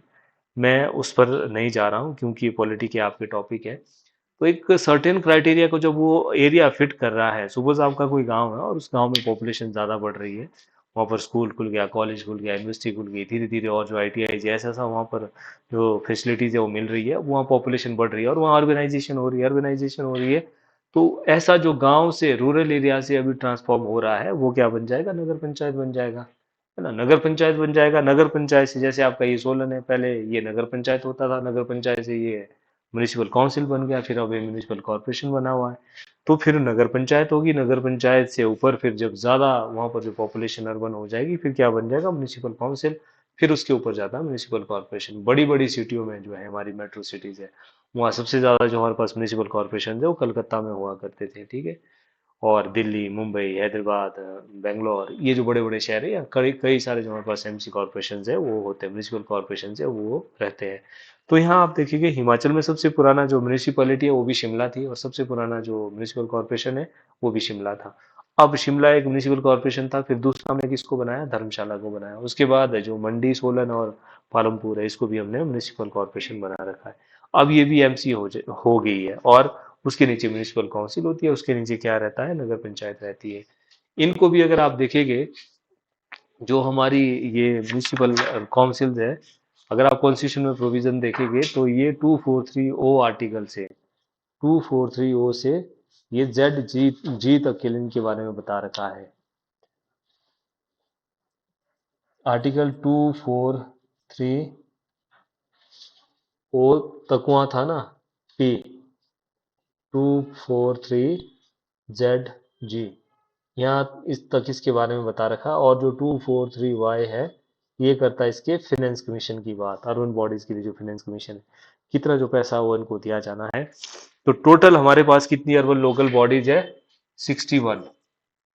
टोटल 61 अर्बन बॉडीज है, 5 म्यूनिसिपल कॉर्पोरेशन, 2 काउंसिल है और 27 नगर पंचायत है। ये कॉन्स्टिट्यूशन में प्रोविजन है। 18 हमने सब्जेक्ट दे रखे हैं जिसके ऊपर जो ये कानून है वो बना सकता है। ठीक है, इसके ऊपर ये जो कानून है बना सकता है, इन अर्बन बॉडीज के ऊपर ये कानून बना सकता है। और इसमें भी हमारे पास मैंने बताया कि जो शिमला है वो कैसा है, हाईएस्ट अर्बनाइज जो डिस्ट्रिक्ट है वो रहती है।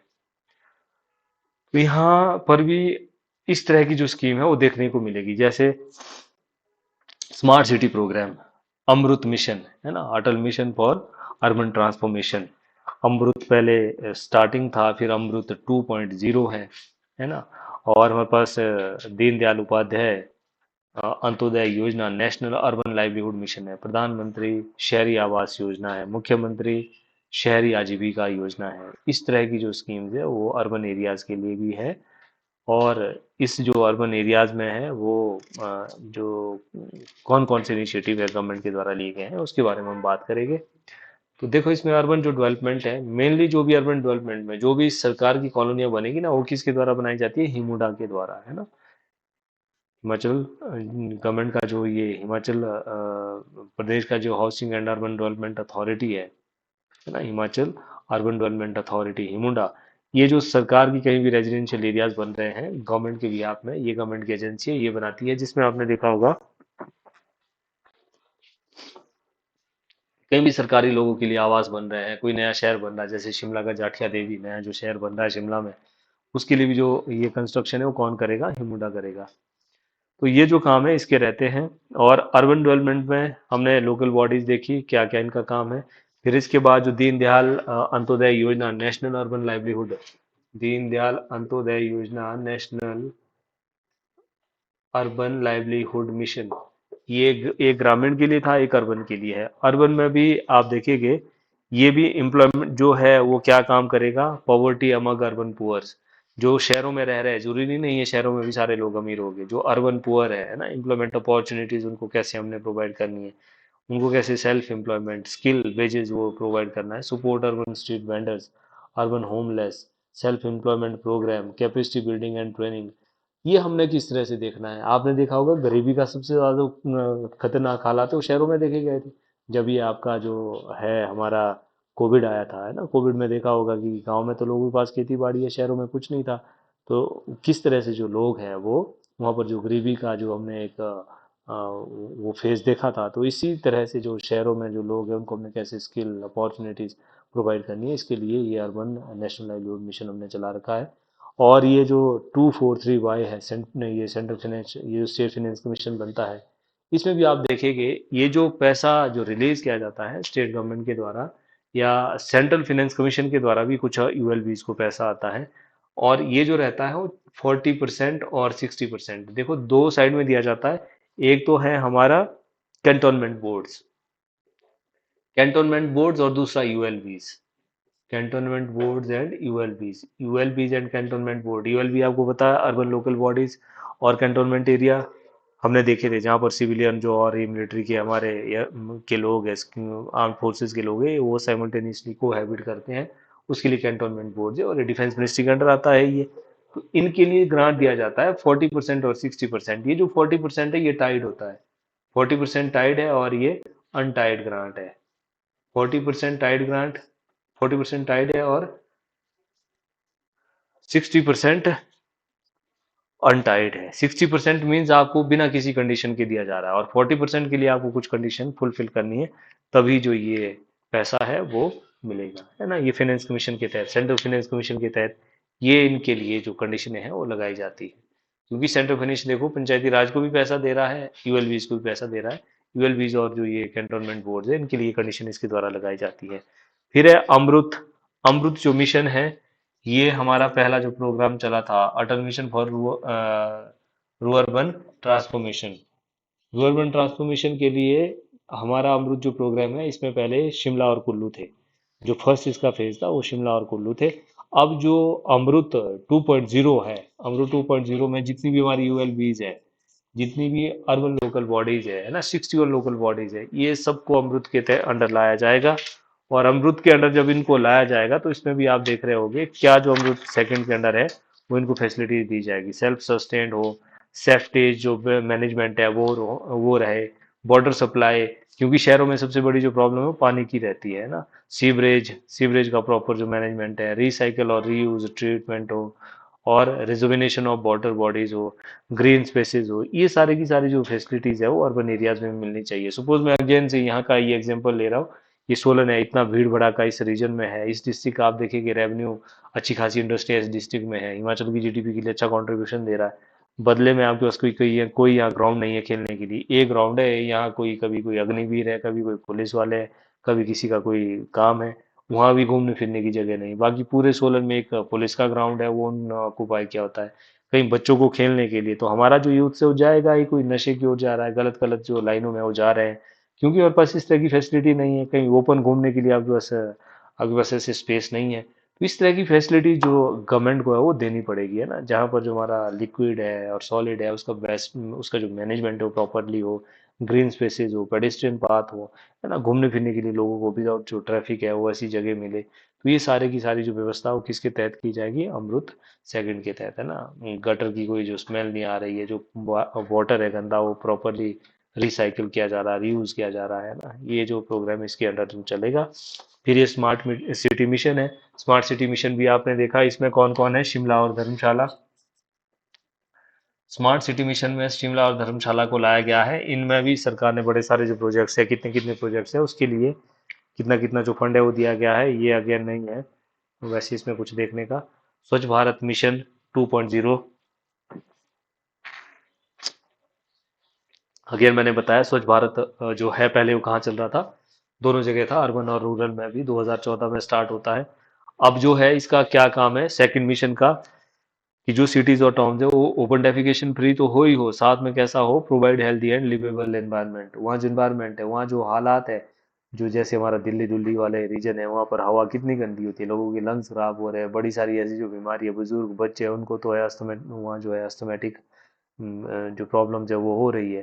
तो इस तरह से आपने वो जो इन्वायरमेंट है वो भी अच्छा होना चाहिए, ये हमने जो फैसिलिटीज है वो प्रोवाइड करवानी है, किसके तहत, स्वच्छ भारत 2 के तहत। प्रधानमंत्री आवास योजना, ये प्रधानमंत्री आवास योजना शहरी है ना, अर्बन है, इसके तहत भी जो स्लम एरियाज में रह रहे हैं, लो इनकम ग्रुप है, मिडिल इनकम ग्रुप है, उनको जो गवर्नमेंट है वो हेल्प करेगी, घर देने के लिए सरकारी जो घर है उनको दिए जाएंगे।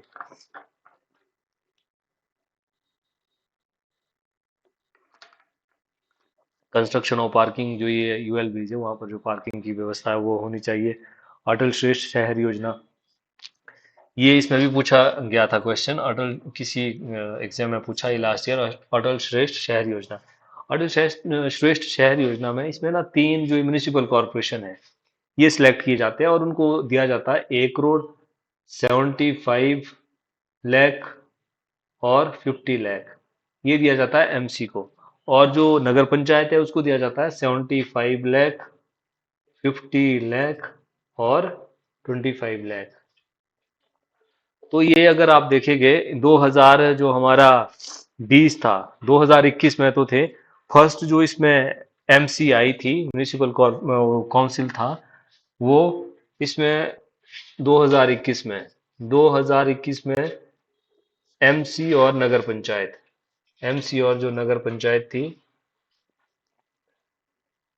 एमसी में जो हमारा पहले नंबर पर है वो था कुल्लू, है ना, कुल्लू, ऊना और मंडी, कुल्लू, ऊना एंड मंडी।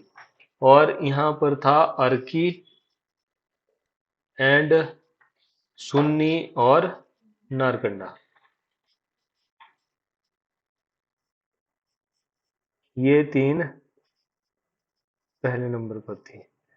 और अगर 20 में देखेंगे तो इस एमसी की जगह ये जो यहाँ था कुल्लू फर्स्ट नंबर पर है, कुल्लू था थर्ड में, पहले में नाहन था, दूसरे में मनाली था, है ना, नाहन, मनाली, फिर कुल्लू। और जो नगर पंचायत में थी इसमें चौपाल फर्स्ट था, सेकंड गगरेट था, और थर्ड था कोटखाई। ठीक है, चौपाल, गगरेट और कोटखाई, ये जो 20 में है, ये नगर पंचायत इसमें टॉपर रही थी। फिर मुख्यमंत्री शहरी आजीविका गारंटी योजना, ये on the line of MNREGA. जैसे मनरेगा हमने ग्रामीण इलाके में चला रखी है, वैसे ही शहरों में कोई भी जो शहरों में रोजगार ढूंढने के लिए है, मुख्यमंत्री आजीविका गारंटी योजना, 65 ईयर तक के जो लोग हैं वो इस स्कीम के तहत काम कर सकते हैं। मुख्यमंत्री शहरी आजीविका गारंटी योजना में, है ना, जो अनस्किल्ड लोग हैं शहरों में भी इस तरह के लोग देखने को मिलते हैं, उनके लिए जो ये प्रोग्राम है वो चलाया गया है। देन उसके बाद है रियल एस्टेट या RERA. RERA real estate regulatory authority. Real estate regulatory authority, अब आपने देख रखा होगा ये जो बड़े सारे फ्लैट्स बनते हैं ना, लोग जैसे ही आपका सोलन है तो यहाँ ये जो एक दो गांव है ना, इनकी जमीनें हुआ करती थी, बाहर से लोग आए, इन्होंने अपनी जमीनें बेच दी है। कई बार ऐसा भी हुआ, जो बिल्डर्स है, लोगों ने, कस्टमर ने अपने पैसे दिए और उन बिल्डर्स ने उनको उनके घर नहीं मिले। तो इस ऊपर से इस सेक्टर में बड़ा अनरेगुलेटेड था, जो बीच में बिचौलिए है, पैसा वो कमा रहे हैं, गवर्नमेंट को कोई टैक्स नहीं जा रहा है, और बड़े सारे जो कंज्यूमर है उनका पैसा डूब रहा है, या फिर जो ओनर है उनका भी कई बार उनको भी पैसे नहीं मिल रहे हैं। तो इसको रेगुलेट करने के लिए सरकार ने जो है ये रेरा जो अथॉरिटी वो बना रखी है। आजकल अगर श्रीकांत बाल्दी जी इसके चेयरमैन है ना, जो हमारे पहले फाइनेंस सेक्रेटरी होते थे, चीफ सेक्रेटरी रहे बनिए, तो ये इसके जो रेरा के वो है वो अध्यक्ष है।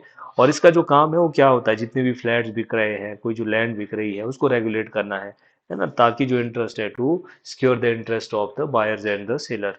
बायर होगा और सेलर होगा और परचेजर होगा, उनके जो इंटरेस्ट है उसको प्रोटेक्ट करना है। इसके लिए रेगुलेटरी जो ये रियल एस्टेट रेगुलेटरी अथॉरिटी है वो बनाई गई है ना। So this is all about this ULBs, urban local bodies. Urban local bodies में क्या क्या हमने देखा, कितनी अर्बन लोकल बॉडीज है, क्या इसका कॉन्स्टिट्यूशनल प्रोविजन है, क्या हमारा प्रेजेंट स्टेटस है, और जो अटल श्रेष्ठ शहर योजना है, इसमें क्या क्या इनको जो अवार्ड मनी दिए जा रहे हैं, कौन कौन से जो शहर, ये डायरेक्ट पूछे जाते हैं प्री में ना, कौन सा शहर इस बार आया, कौन सा पिछली बार था, कौन सी नगर पंचायत आई। और हमारी जो स्वच्छ भारत है, स्मार्ट सिटी है, और अमृत 2.0 है, एंड मुख्यमंत्री अर्बन शहरी विकास योजना है, प्रधानमंत्री आवास योजना शहरी है। इन स्कीमों के तहत क्या क्या है जो इसमें हम इनिशिएटिव ले रहे हैं। Then the last chapter of your economic survey is the information technology, that is IT. Information technology, IT का एक जो जमाना है, ये वैसे तो इंफॉर्मेशन टेक्नोलॉजी की जो बातें हैं वो किसके द्वारा, ये जो सपना है राजीव गांधी जी के द्वारा देखा गया था। उन्होंने पहले जो एटीएम मशीन है वो भी लगाई थी, है ना, इंफॉर्मेशन का जो कहते हैं 21st का इंडिया होगा, वो आईटी का इंडिया होना चाहिए। आज आप देख रहे हैं सबके जो फोन में हो यूपीआई, जो कैश नहीं कैरी कर रहे हैं आप, है ना, यूपीआई को जो है वो ट्रांजैक्शन कर रहे हैं। हालांकि कल के न्यूज़ ने लोगों को बड़ा चौंका रखा है इसमें, कि 2000 से ऊपर वाली पेमेंट में जो 0.1% आपसे टैक्स है वो लिया जाएगा। बट वो डिजिटल वॉलेट के लिए है, वो जो डिजिटल वॉलेट में जो कर रहे हैं उसमें पिन नहीं डालना पड़ता है, उस पेमेंट्स के लिए वो है। और वो है भी बैंक टू बैंक ट्रांजैक्शन के लिए नहीं है, और कहते हैं उनके लिए है जो ये हमारे जो जिसको पैसा जा रहा है ना, जो बिजनेस कर रहे हैं उनसे वो निकलेगा। तो हो सकता है कि अगर बाद में वो कंज्यूमर के लिए भी करे, कस्टमर के लिए भी करे, कि इससे ऊपर जो है वो पैसे ज़्यादा लगेंगे तो आपको ज़्यादा पे करना पड़ेगा। तो इसलिए ये जो न्यूज़ है वो बड़ी फ्लोट चल रही थी, ट्रेंड कर रही है। तो इसमें हम देखते हैं कि इंफॉर्मेशन टेक्नोलॉजी का आज ज़माना है, कैसे जो आज आप हमारा चाहे एजुकेशन इंडस्ट्री है, ये जो कोविड के बाद है, अब तो सारे ही लोग ऑनलाइन पढ़ाई कर रहे हैं ना, सब लोग ऑनलाइन पढ़ाई कर रहे हैं। और ऑनलाइन जो हमारी इंडस्ट्री है इसके बड़े सारे फायदे भी हो रहे हैं, चाहे जो आपका कोई रूरल एरियाज में बड़े सारे फायदे भी है ना, इसके बारे में आप देख सकते हैं, आज हिंदू ने आर्टिकल लिखा हुआ है। बड़े सारे फायदे भी है, बड़े सारे नुकसान भी है। फायदे अगर हम ऑनलाइन एजुकेशन की देखते हैं, तो आपको एक तो घर पर ही जो हमारा एजुकेशन है वो आपको कैसी मिल रही है, एक कम प्राइस में मिल रही है, कम प्राइस में एजुकेशन मिल रही है। और दूसरा क्या हो रहा है इसमें, कहीं भी बैठ करके आप किसी भी एक्सपर्ट से जो है एजुकेशन है वो ले रहे हैं, ये भी हमने इसमें देखा था। बट अगेन हो क्या रहा है, इसमें इश्यूज भी बड़े सारे आ रहे हैं। एक तो आपका इंडिया में इंफ्रास्ट्रक्चर इतना नहीं है, इंफ्रास्ट्रक्चर हर गांव में कहीं जो है वो हमारे कहीं सिग्नल नहीं है, कहीं सिग्नल है तो नेट की व्यवस्था नहीं है ना। और दूसरा अगर आप देखेंगे तो इसमें जेंडर जो इम्बैलेंस है वो भी ज़्यादा देखने को मिलता है। हमारे जो ये बिहार वाले स्टेट है वहाँ पर अगर आप देखेंगे, उसमें उन्होंने फैक्ट्स बता रखे हैं कि मेजॉरिटी पॉपुलेशन ऐसा है गर्ल्स के पास जहाँ जिनको मोबाइल फ़ोन नहीं दिए जाते हैं, है ना। ये भी एक मिथ है। ज़्यादातर जो फैसिलिटीज़ है वो बॉयज़ को दी जाती है। वहाँ तो चलो स्टेटा हमारा ज़्यादातर गरीब भी है, फ़ोन एफोर्ड्स भी नहीं कर पा रहे हैं, बट अदरवाइज ये हिमाचल जैसी स्टेट में नहीं सोच सकते आप लोग कि लड़कियों को क्यों फ़ोन नहीं दिए जा रहे हैं। बट बड़े सारे हमारे स्टेट ऐसे हैं जहाँ उनके पास मोबाइल फ़ोन नहीं है। तो मोबाइल फ़ोन नहीं है means one doesn't have access to online education. तो आज हमारा जो डिजिटल है, हर फील्ड में हम डिजिटल की बात करते हैं। मैंने आपको बताया था कि कैसे हमारा जो अब एडवांस जो टेक्नोलॉजी इनोवेशन है ना, कैसे हमने जो क्लाउड कंप्यूटिंग है ना, और हमारा रोबोटिक्स है, ड्रोन टेक्नोलॉजी है, ये सारे का सारा जो है आईटी और ITs, information technology and ITS, information technology enabled services हमने प्रोवाइड करनी है। आप देखते हैं कॉमन सर्विस सेंटर है ना, लोक मित्राज है, जहाँ पर बैठ करके सारी की सारी जो आपको सर्विसेज है वो प्रोवाइड की जा रही है। डाटा कॉमन डाटा सेंटर है। हिम स्वान के बारे में आप देखते हैं, ये हिम स्वान बड़ा पूछा जाता था पहले। Himachal state wide area network 2008 से ये सरकार ने स्टार्ट कर रखा है। इसका काम क्या था, गवर्नमेंट टू कस्टमर और गवर्नमेंट टू गवर्नमेंट, ये जो सर्विसेज है ये प्रोवाइड करता है। जितने भी आपके जो सरकारी दफ्तर है ना, उसमें उसको गवर्नमेंट के साथ लिंक करना है। चाहे आपका कोई पटवार सर्कल है, तहसील है, ब्लॉक है ना, डीसी का दफ्तर है, वो सारे के सारे जो इसमें है इम्सवान के तहत उनको जो ये ऑनलाइन ये जो इनको सर्विसेज है वो प्रोवाइड की जा रही है। तो ये हम ऑनलाइन में देखते हैं। आज हम भारत नेट की बात करते हैं कि जो हमारा जो रूरल इंडिया है, हर एक जो ग्राम पंचायत है वहाँ पर ब्रॉडबैंड की जो फैसिलिटी है वो होनी चाहिए, है ना। ई डिस्ट्रिक्ट की बात करते हैं, ई डिस्ट्रिक्ट में हमने 100 से भी ऊपर सर्विसेज है जो दे रखी है, जिस पोर्टल में आप लॉग इन करके जो सारी की सारी व्यवस्था है आपका, हम ही जो हमारा परिवार परिवार रजिस्टर है, परिवार रजिस्टर का पता है, you have heard about the परिवार रजिस्टर। जो पंचायत होती है ना हमारी, या फिर आप कोई अर्बन में है वहाँ भी एक परिवार रजिस्टर होता है, जिसमें आपके जो परिवार के लोग हैं वो उनकी सारी की सारी एंट्री होती है। उसको बदल करके कहते हैं हमने जो चेंज करना है, ताकि एक ही डॉक्यूमेंट जो इस तरह का ऑनलाइन हो, सारी की सारी जो सर्विसेज है वो आप उसको असेस कर सके। ई कैबिनेट है, हमने पहले ई विधानसभा चलाई थी। विधानसभा में हमारा कोई भी कागजी काम नहीं होता है, वहाँ हमारे क्या बने हुए हैं, वहाँ जो है स्मार्ट ईडीज लगे हुए हैं ना, जो स्मार्ट स्क्रीन्स लगी हुई है, उसके तहत ही आप जो क्वेश्चन है पूछ सकते हैं, आपको जवाब भी मिल रहा है, पेपरलेस है। वैसे ही जो कैबिनेट का काम है उसको भी हमने ई कैबिनेट कर दिया हुआ है। हिमाचल पहली ऐसी ई कैबिनेट बनी है।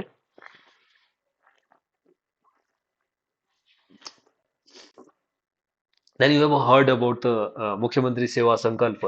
अब पता नहीं इसका क्या होगा, बट अभी तक तो चल रही थी 1100, है ना, जहाँ पर आप फोन कर रहे हैं, आपको अपनी जो कोई भी प्रॉब्लम है उसके बारे में जो अगर सुझाव चाहिए वहाँ इससे आप दे सकते थे। सीएम डैशबोर्ड है। तो इस तरह के जो ये हमने सारे का सारा टेक्नोलॉजी है, टेक्नोलॉजी को हमने कैसे अडॉप्ट करना है, और जो दुनिया आईटी का जो एक हब चल रहा है, आईटी में जो इतना परिवर्तन बहुत तेजी से दुनिया बदल रही है, उसके साथ उस रफ्तार में हमारा जो जो स्टेट है वो भी कैसे प्रोग्रेस करे, ये इसमें बता रखा है। तो पहला इसमें आईटी पॉलिसी हिमाचल प्रदेश में, इसमें स्टेट डेटा सेंटर्स एंड हिमसवान Himachal Pradesh state wide area network है, और ई डिस्ट्रिक्ट प्रोग्राम है जिसमें 59 गवर्नमेंट टू कस्टमर जो सर्विसेज है वो प्रोवाइड की जा रही है। लोक मित्रा केंद्राज है, कॉमन सर्विस सेंटर है। टोटल अगर आप देखेंगे 3800 3800 कॉमन सर्विस सेंटर है, जिसमें से 2400 हमारे पास कौन से हैं, लोक मित्र केंद्राज है। लोक मित्र केंद्राज को अगेन आपको पता है क्या होता है, आपको सर्विसेज प्रोवाइड कर रहे वो जो है वो प्रोवाइड करवा रहे हैं ना, जैसे नकल जमाबंदी है, आईपीएच की बिल कलेक्शन है, इलेक्ट्रिसिटी के बिल है, ये इस तरह के जो काम है वो लोक मित्राज में किए जाते हैं। मुख्यमंत्री सेवा संकल्प हेल्पलाइन में 1100 है ना, जिसमें कि आपका कोई भी जो इशू है वो आप कंप्लेंट उसमें कर सकते हैं। Government and reforms using drones, ये जो अनमैन्ड एयरक्राफ्ट व्हीकल्स है ना, यूएएस बोला जाता है, अनमैन्ड एयरक्राफ्ट सिस्टम, जिसको कि हम ड्रोन नाम दे रहे हैं। तो ये ड्रोन जो टेक्नोलॉजी है, आप देखेंगे इसको हमने किस तरह से जो स्टार्ट है वो करना है। Governance and reforms using drones project, Garud project चला रखा है। Governance and reforms using drones, ये 2021 में हमने गरुड़ प्रोजेक्ट स्टार्ट कर रखा है। और आप देखिए जो ड्रोन एनेबल्ड गवर्नेंस है हमने कैसे देनी है। जैसे मैं बता रहा था आपको कि पॉल्यूशन कंट्रोल करने के लिए ड्रोन कैसे हेल्प कर सकते हैं, मेडिसिन सप्लाई करने के लिए एग्रीकल्चर की फील्ड में जो ड्रोन का जो आपको इस्तेमाल है वो कैसे दिखेगा, है ना। क्या पता हमारे ड्रोन फिर और थोड़े एडवांस हो जाए, आप यहाँ से शामती ऑटो में जा रहे हैं, आप ड्रोन से उड़ेंगे, है ना। तो ये वाली जो बातें वो हो रही है, इंडिया ने, हमारी मिलिट्री ने जो है फर्स्ट पैसेंजर जो ड्रोन है वो भी उसने अभी बना दिया था, है ना। और वो आपको जो एग्रीकल्चर की फील्ड में दो तीन ये ट्रायल लिख भी रखे इन्होंने, किन्नौर वाले में जो 100 kg तक का वेट है वो एक बॉक्स जो उसका एप्पल का है उसको कैरी कर सकता है। कैसे हम जो ये ड्रोन्स है उनको हम और इफेक्टिव वे में यूज कर सकते हैं। इसमें आपने देखा ड्रोन महोत्सव धर्मशाला और मंडी में ड्रोन महोत्सव ऑर्गेनाइज किए गए, है ना। और ड्रोन फाइल जो फ्लाइंग ट्रेनिंग स्कूल्स है वो खोले जा रहे हैं, उसमें जो हम किस तरह से उनको जो ये स्किल्स है वो प्रोवाइड करवाएंगे। ड्रोन महोत्सव ऑर्गेनाइज किया गया और जो पहला ये ट्रेनिंग स्कूल है आईआईटी नहीं, आईटीआई शाहपुर, आईटीआई जो शाहपुर है कांगड़ा में, वो पहला drone flying training school open किया गया है। और ड्रोन टेक्नीशियन कोर्स चलाए जा रहे हैं 7 गवर्नमेंट आईटीआईज में, है ना। इन आईटीआईज के नाम भी बता रखे हैं। तो ये जो कैसे जो लोग हैं ड्रोन टेक्नोलॉजी को हम आने वाले टाइम में और ज़्यादा प्रैक्टिकल बना सकते हैं और लोग इस स्किल को किस तरह से इन्हांस कर सकते हैं।